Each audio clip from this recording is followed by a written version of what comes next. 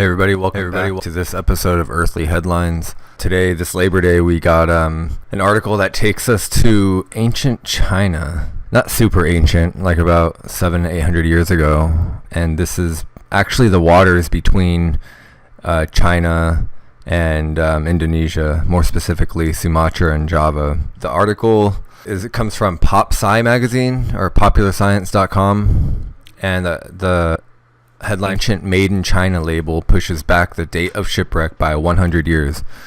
Updated carbon dating techniques help too. So this is one of those articles where we're going to go more in depth and into the implications of updated techniques and basically updated information from a previously incorrect dating of something pretty old. I would say almost 1,000 years old.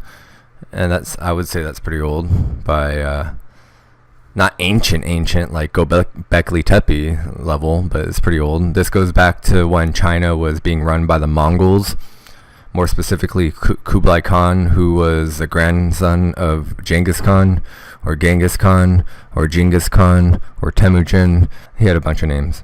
So these people, I think in the 80s, they found this sunken ship between Sumatra and Java, and it had a bunch of stuff. It had 200 tons of iron, 30 tons of ceramics straight from China, elephant tusks, resins, which is like kind of like incense, I guess, aromatic resins, and jars of foodstuffs or fabrics, probably silk. And they were all valuable items headed for some port. They don't know exactly where, but somewhere in Java. And this is when Java was run by the Singha. I forgot the name of their kingdom, but they were one of the first kingdoms to successfully defend against the Mongol invasions for decades. And I think they're called the whatever. I'll look it up later. But Singha something. Anyway, these people, they found this ship on the bottom of the Java Sea, and then after a couple years of looting, like, they took a bunch of stuff and sold it on the black market. And then I think these are local fishermen actually who found these. So then finally, the Pacific Sea Resources got wind of the shipwreck, and they got permission from the government in '96 to salvage everything and to collect everything and give it to the museum. This study centers around Lisa Nizilik. She's a researcher with an archaeologist at the Field Museum. She is also the lead author of a new study published in the Journal of Archaeological Science Reports, which I'll have a link to in the description. And she was head of the team that looked at the artifacts from the wreck and found that the ship sank nearly 100 years before it was previously thought to. So back around 96, 97, they successfully salvaged the ship, and they used their carbon dating technology at the time to date it around 700 years old. And what they did was they mapped the site, and then they documented all the artifacts on the seafloor, and then they took a sample of the resin and ran it through radiocarbon dating, which gave them that number, that 700-year-old number. And again, radiocarbon dating has always been criticized for its lack of accuracy, or either lack of accuracy or the margin of error is too great. It could be 250, 300, 400, 500 years, even up to 2,000 years, I think. Some people have complained about it, but over the years it's gotten more and more precise. And a few weeks back, I did a video on the tree rings and radiocarbon dating and how the tree rings helped massively with the accuracy of the dating of when this volcano and the Santorini explosion happened.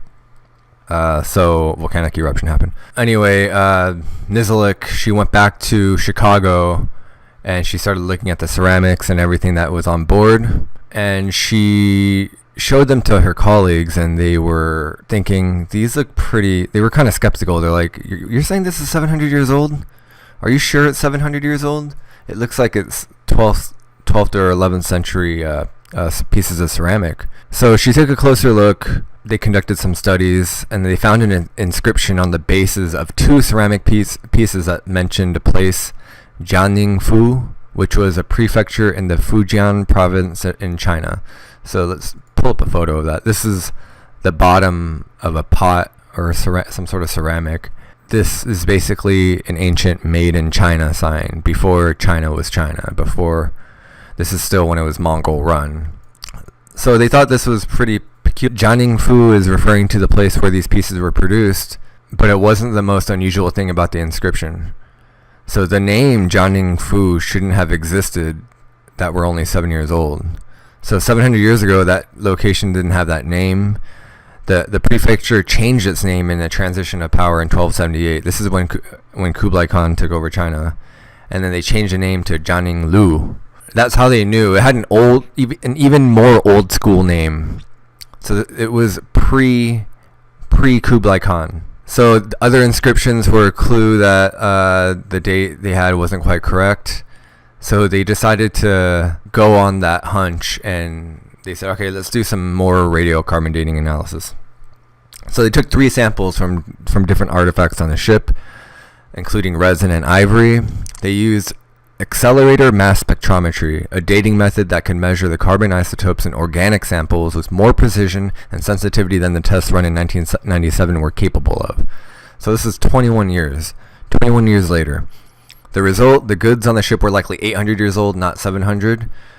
And in this case, the change in date helps a shipwreck find a better fit in its historical context. Okay, this is where it gets pretty interesting, because now that we have a more finely tuned date, we can now try to plug it into the historical record and the historical context and try to paint a picture of what was going on.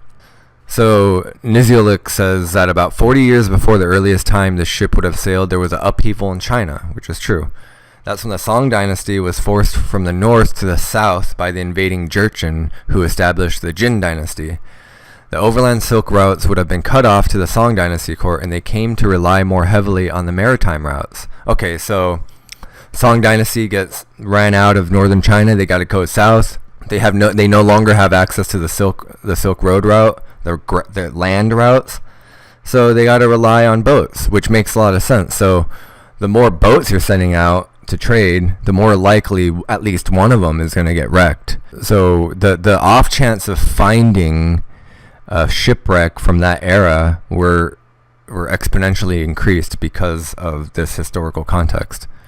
Really interesting. And again, this would have never been even brought up if they didn't even go back and see the inaccuracy of the initial date. The ship routes were also perfect for transporting pottery, which is easier to carry safely over the sea than on land.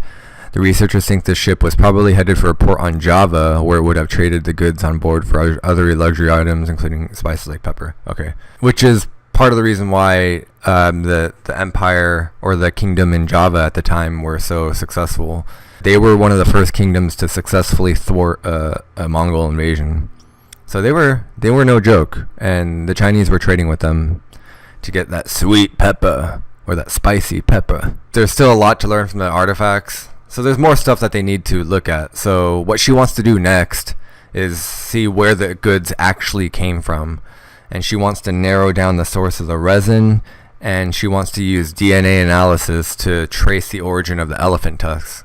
So that would be really interesting. Also, she wants to link the ceramics to specific kiln sites in China, which would be really interesting. They did that with if you watch the Eric the Red episode, they were able to trace where all those sea lion tusks came from. Same thing here. They want to trace back exactly where these things came from, and then from there we can even have an even broader look at what was going on in that context. You think now we live in this globalized economy, but 800 years ago it was very similar. Yeah, there was a lot of wheeling and dealing going on back then. There were a lot of pirates in the South China Seas. It wasn't just marked by the Mongol conquest. I mean, it was teeming with activity back then. And I'm surprised that there aren't even more shipwrecks that they haven't really found. Maybe they did find, and they were just probably looted, which is a huge issue. So this is a picture of some pottery they found underwater. This made in China thing, it's really interesting that they did that way back then. It sheds a lot of light on what was going on back then and the manner in which they went about their business. Going across the sea, trading, getting plundered, all that stuff. All the while the Mongols are coming up, they're they're advancing. The Mongol hordes are taking over everything. So it must have been a chaotic time. But at the same time, they're probably, I mean, I don't know how information was traveling back then. Obviously not as quick now. But I wonder how chaotic it was back then. What do you guys think? Where do you think the elephant tusks came from? What do you think of carbon dating? Do you think carbon dating is still BS? It seems to me that carbon dating works well in tandem with something else. So maybe as a standalone dating, it's a good ballpark range. But when you mix it with this made in China inscription and like tree rings or something, maybe geological data like sedimentary data or ice core data, it seems to work a lot better. What do you guys think? Do you think radiocarbon dating is even more legit than it was 21 years ago? Or do you think it's more of a when and where to and how to use the radiocarbon dating rather than the actual radiocarbon dating itself? Let me know in the comments. I thought this is a really article. In a way, it is pretty groundbreaking because it's a way of, I mean, it shows how big a difference even 100 years makes in terms of shedding all kinds of new light. Just by that 100-year margin that we missed in 1996, 1997, now that it's been kind of corrected and now that it makes even more historical sense now once we compared it to other data from that time, it makes total sense now. Now we can glean even more information from these finds. This is super interesting, and I think this technique and this way of redating and revisiting artifacts and shipwrecks or archaeological sites, what have you, excavation sites, I think that's the key toward understanding history a lot better. And even with the new data, I understand that there's going to be a lot of people who just won't accept anything, like Egyptologists. Like you can show them irrefutable evidence about anything. They're just going to stick to their guns. However, I think it's still important to shed that light on that truth and just release it anyway. Thank God we have the internet and to release it into public consciousness so people can go back and be like, oh, this is what happened. There have been new studies and that's been updated. And I know that they have scientific journals for all that stuff, but sometimes those can become an echo chamber, and I think it's important that even a little headline like this could go a long way in terms of really getting to the bottom of, in this case, dates. Once you get the dates right, and then they check out in the historical record or whatever record you want to compare it to, then you kind of get a better resolution, I would say, on history. Anyway, have a happy Labor Day, and I'll see you guys next week. Or no, tomorrow.